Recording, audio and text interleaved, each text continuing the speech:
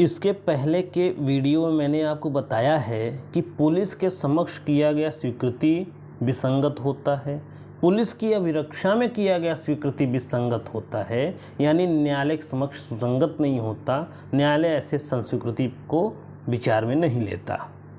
ये बात आपको पहले ही बताया जा चुका है। लेकिन ये भारतीय साक्ष्य अधिनियम की धारा जो 23(3 है, यह इन दोनों बातों का अपवाद है। क्या अपवाद है? धारा 23(3 में क्या कहा गया है? धारा 23(3 में कहा गया है कि जब किसी अपराध के अभियुक्त व्यक्ति से जो पुलिस की अभिरक्षा में हो प्राप्त जानकारी के परिणाम स्वरूप किसी तथ्य का पता चलता है, तब ऐसी जानकारी में से उतनी, चाहे वह संस्वीकृति के कोट में आता हो या नहीं आता हो, जितना पता चले हुए तथ्यों से स्पष्टतया संबंधित है, साबित की जा सकेगी।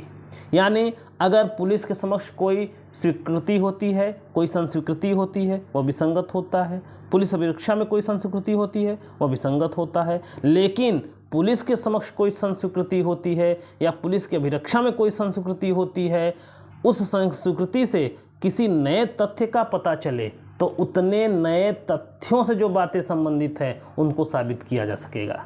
सारी संस्वीकृति नहीं, संस्वीकृति में जिससे किसी नए तथ्य का पता चले जो संस्वीकृति को संपुष्ट कर रहा हो, सुसंगत होगा।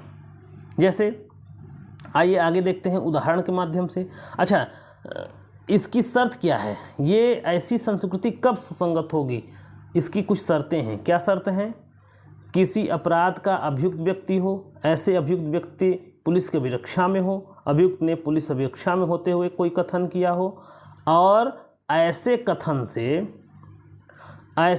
से किसी तथ्य का क्या हो, पता चला हो।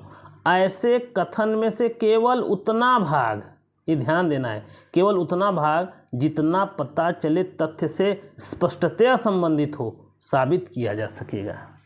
जैसे आइए इसको जो है एक केस के माध्यम से हम देखते हैं। ये केस है पी कोटैया वर्सेस एम्परर, 1947 का केस है, प्रिवी काउंसिल ने डिसाइड किया था।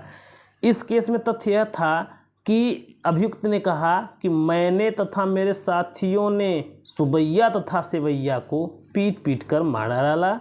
मैंने अपने साथी का भाला छड़ी अपने बगीचे में सूखी घास के ढेर में छिपा दिया है।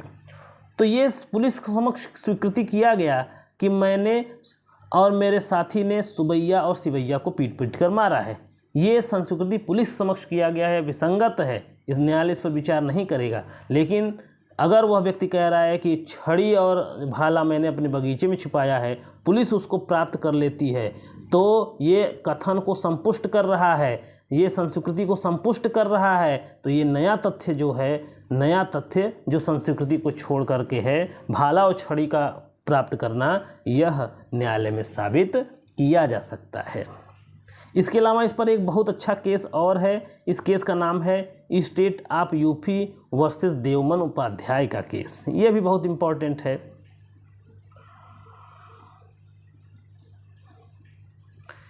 इस मामले में अभियुक्त देवमन उपाध्याय को श्रीमती सुखदेई की हत्या के लिए गिरफ्तार किया गया।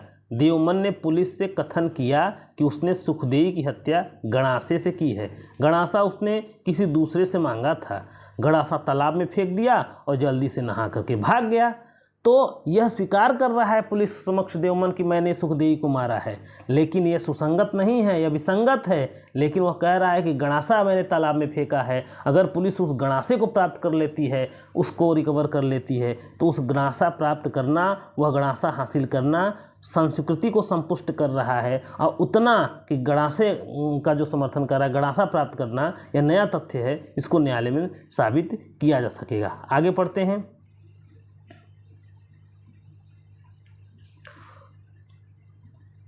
पुलिस ऑफिसर तथा गवाहों की उपस्थिति में देवमन ने तालाब से गणासा निकाला तथा न्यायालय ने निर्णय किया कि अभियुक्त के कथन का वह भाग जिसमें उसने कहा कि उसने सुखदेई को मारा था को छोड़कर शेष कथन साक्ष्य में ग्राह्य था।